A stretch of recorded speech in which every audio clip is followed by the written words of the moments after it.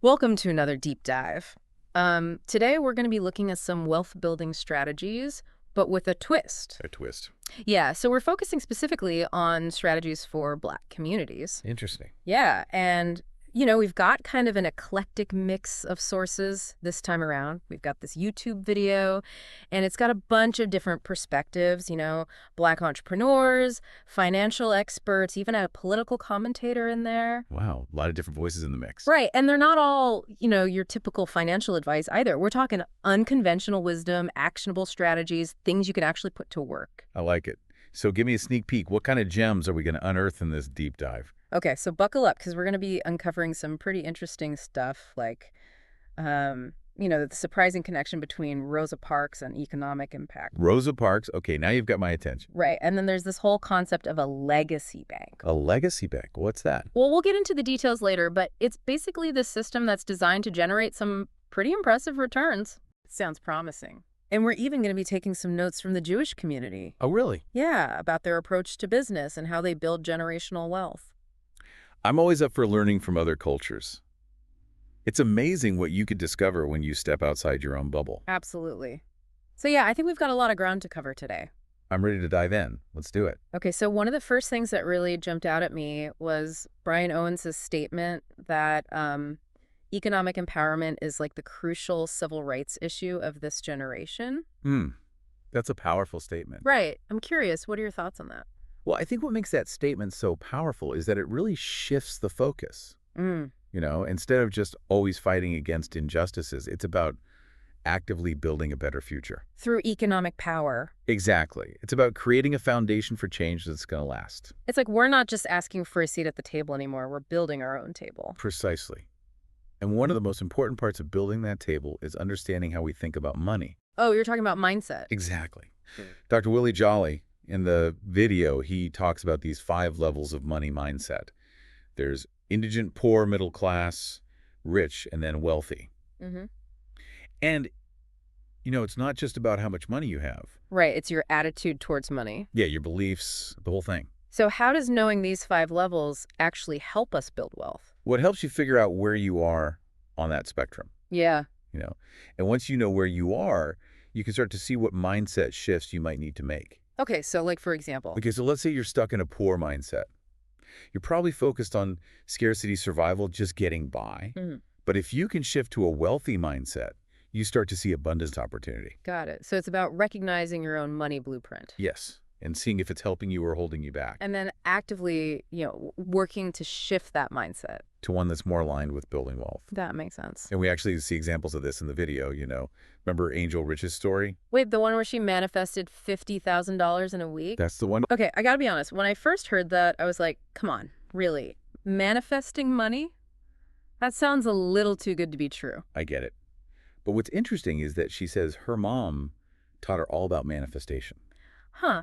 So it wasn't just, wishing and hoping. No, it was about seeing it in your mind, believing it could happen, and then taking action. Okay, so aligning your thoughts, your beliefs, and your actions. Exactly. And that's a skill you can develop.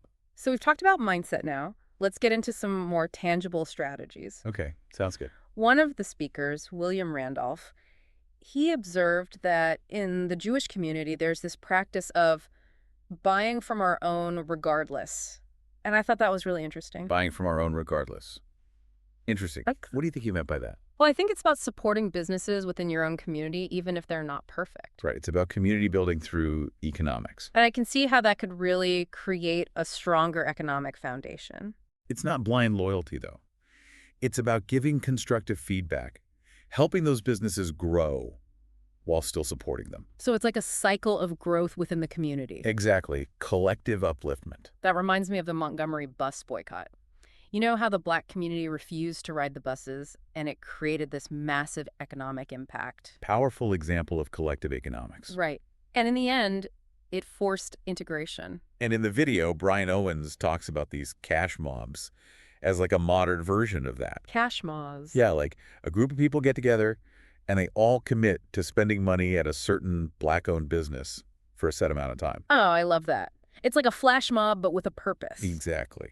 Making a statement with our wallets. Showing that our collective spending power can make a real difference. And it goes beyond just the immediate sales. It brings awareness, builds community. Shifts the power dynamic. Exactly. Okay, so we've talked about mindset shifts and the power of collective economics. What about building wealth as individuals? Right, because we need both. Well, William Randolph had this really interesting story about how he learned this valuable lesson from Mitt Romney. Mitt Romney, the politician. Yeah, so when he ran for president, it came out that he had this massive IRA. How massive are we talking? Over $100 million. Wow.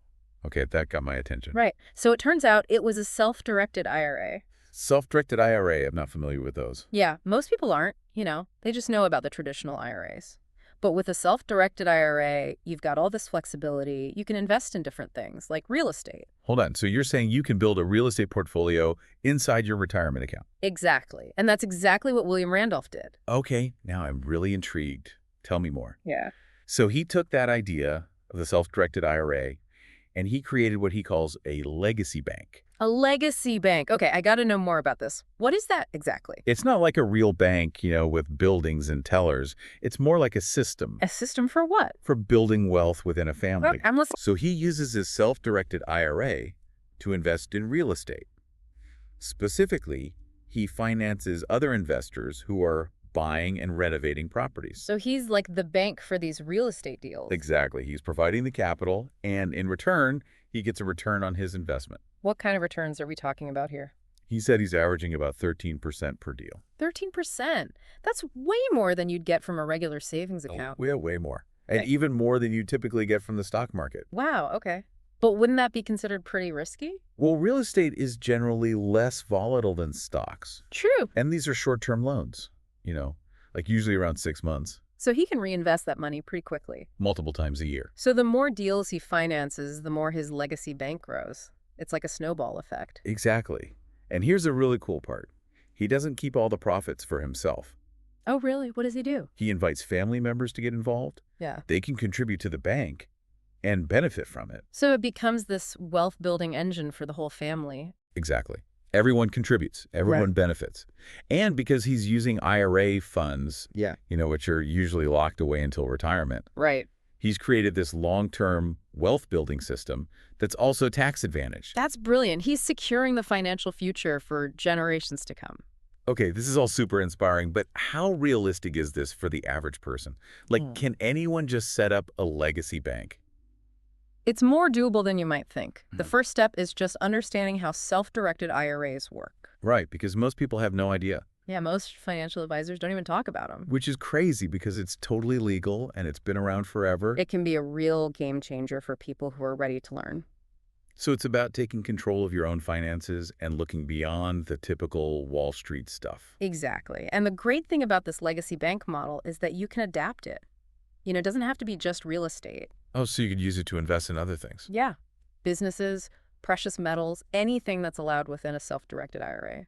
This is blowing my mind. It's like a whole new world of possibilities. It's about empowering yourself with knowledge and getting creative. Okay, so we've established that this legacy bank thing is a pretty powerful tool, but it seems like you need a certain level of financial literacy to even get started. Yeah, you definitely need to do your research. And confidence, too. Like, how do we get to a place where we feel capable of taking control of our finances and building something like this? That's a great question. Yeah. And, building wealth, it's not just about external strategies. It's about internal transformation, too. What do you mean? Well, remember what Dr. George C. Fraser said. He challenged us to reject mediocrity and strive for excellence in every area of our lives, including our finances. Very powerful stuff. And he also talked a lot about collaboration and community, right? Yes. He believed that we can achieve so much more when we work together, support each other's businesses, share knowledge. It's about creating a culture of upliftment. Speaking of knowledge, Angel Rich had this really interesting point about education. She talked about how so many people know about the Diary of Anne Frank. Right. But very few people know about Booker T. Washington's book, Negroes in Business. Interesting comparison. Yeah, and it makes you wonder, why is that? Why are some stories amplified while others are ignored? It's about the narratives that are being pushed, and whose stories are being told. Exactly.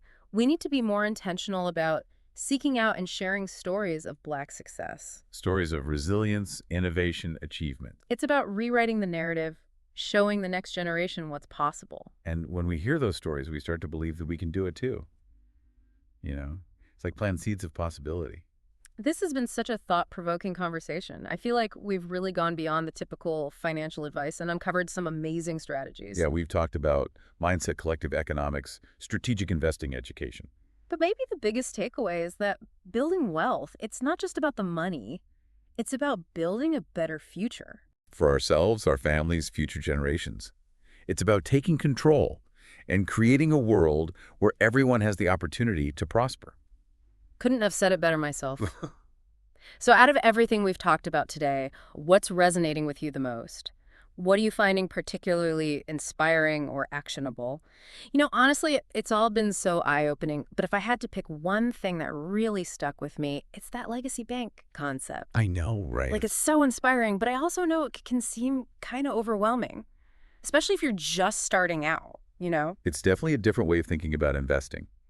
But remember, it's all about taking it one step at a time. Right. So for someone like me who's hearing about self-directed IRAs for the first time, can you break that down a little more? Like, what makes them so special? Okay, so imagine a traditional IRA. It's kind of like going to the grocery store. Yeah. You can buy a lot of different things, but it's all prepackaged.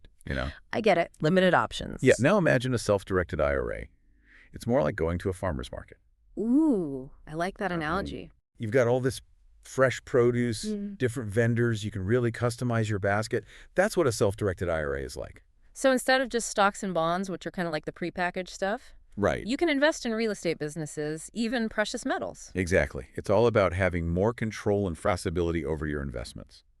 Okay, so let's say I'm ready to dive in. Where do I even start? Well, there's a ton of information online. Yeah. Right. You can also find financial institutions that specialize in self-directed IRAs. And don't underestimate the power of a good financial advisor. Someone who really knows this stuff. Exactly. They can help you make sure you're doing everything right. Like a guide on this new financial adventure. Exactly. And as you're building your own legacy bank, think about what William Randolph did. He focused on real estate, but you can adapt it to whatever you're passionate about. So, let's say I'm really into sustainable energy. Okay, yeah.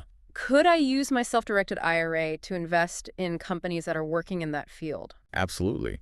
Or maybe you're really good at spotting up-and-coming artists. You could invest in their work. Wow, the possibilities are endless. That's what makes this so exciting. It's about becoming your own financial architect. Yes. Designing a future that reflects your values. I love that. Yeah. And remember, it's not just about going it alone. Right. Connect with other people who are on the same path. Share knowledge. Support each other. Community is key. Absolutely. We rise together. And don't forget all the inspiring stories we've heard today. All those people, they started somewhere, just like you can. That's so true. This whole deep dive has been so empowering. It's like we've been given this toolkit filled with strategies specifically for Black communities to build wealth. From shifting our mindsets, to supporting Black-owned businesses, to embracing these unconventional investment approaches. It's clear that we have the power to make real change. It all starts with taking that first step. And it doesn't have to be huge.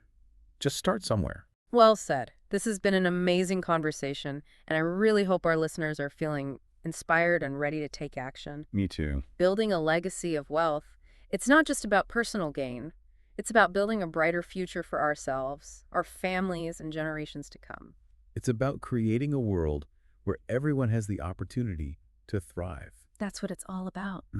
Thanks for joining us on this deep dive. We hope you've learned some valuable things along the way. And we hope you'll keep exploring these ideas and take that next step towards building your own legacy of wealth.